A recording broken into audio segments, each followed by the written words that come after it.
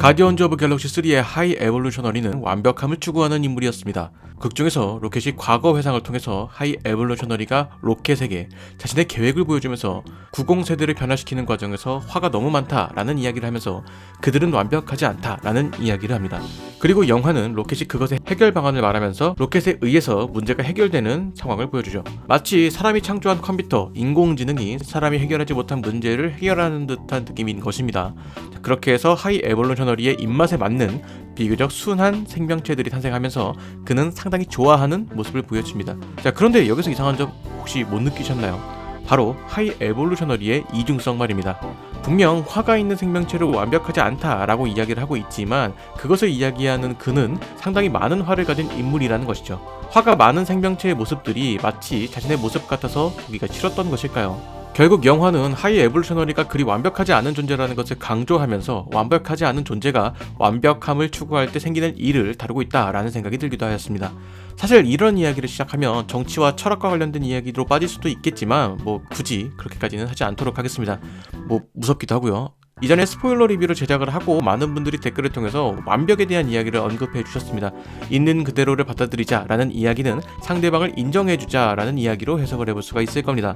이 이야기를 조금 다르게 말하면 결코 우리는 상대방을 이해할 수 없다 라는 것으로 이야기를 발전시킬 수도 있을 겁니다. 가령 이 영화의 캐릭터들을 살펴보면 가장 큰 대립을 보여주는 캐릭터라고 한다면 네뷸라와 멘티스가 있을 겁니다. 네뷸라는 사이보그의 신체를 가지고 있습니다. 앞서 이야기한 AI에 가까운 존재로 그려지고 있죠. 반대로 멘티스는 상대의 감정을 읽거나 조종할 수 있는 능력을 가지고 있습니다. 이 둘은 흔히 말하는 이성과 감성을 대표하는 캐릭터입니다. MBTI로 이야기하면 T와 F를 대표하는 캐릭터들이죠. 그렇기에 3편에서는 두 캐릭터의 사소한 다툼이 많은 편이었습니다. 자, 이것을 앞서 언급한 것에 대입을 해본다면 두 사람은 결코 완벽하지 않은 존재로 그려집니다. 앞서 하이 에볼루셔너리는 완벽한 존재의 조건으로 화가 없어야 한다라는 것을 언급했기 때문이죠.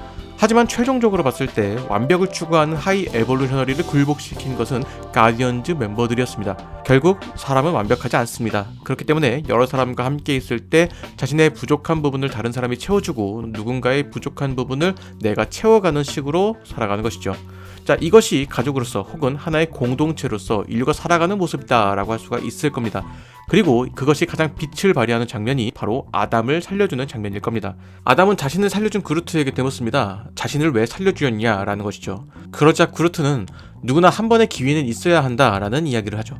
자, 이것이 앞서 이야기한 서로의 단점을 보완해주는 공동체의 삶에 대한 메시지 중 하나일 것으로 생각이 됩니다. 결국 영화 내내 오합지졸 같은 모습이었지만 그들이 같은 목표를 가지고 있을 때는 완벽한 조화를 이뤄내면서 그 누구도 쉽게 넘볼 수 없는 우주 최강의 팀이 된다라는 것입니다. 그런 그루트의 선이 도움이 있었기 때문에 아담 또한 퀼이 죽을 위기에 처했을 때 아담과 이브가 천지를 창조하는 모습으로 그를 적극적으로 구해내는 모습이었죠. 특히나 하이 에볼루셔너리에 의해서 자신의 어머니를 잃은 아담의 입장에서는 그들이 새로운 가족이 될 수도 있겠다라는 생각이 듭니다. 그렇게 영화가 마무리가 되면서 모든 생명체들이 노예어에 모여서 함께 춤을 추기 시작합니다. 행복해하는 모습을 보여주죠. 영화는 이전까지 이들이 노예어 안에서 살아가는 모습을 보여주었습니다. 그 안에서는 티격태격하는 모습을 보이기도 하지만 함께 노예어라는 지역을 지키며 누군가가 위험에 처할 때는 서로의 도움을 주는 것이었죠. 크래글린이 위기에 처했을 때 그를 구해준 존재는 그가 나쁜 개라고 칭하며 서로 티격태격하던 코스모였습니다. 그것을 계기로 두 사람은 다시 화해하는 모습을 보이기도 하죠. 결국 가디언즈 오브 갤럭시의 노예어는 그냥 사람 사는 모습을 보여주는 것 같다라는 생각이 듭니다.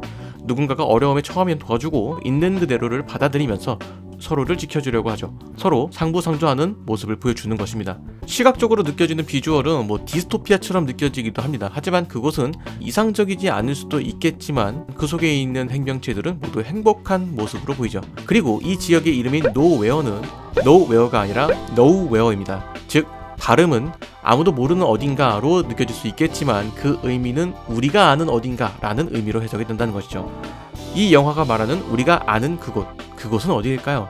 혹시 지금 우리가 살고 있는 지구를 말하는 것은 아닐까요?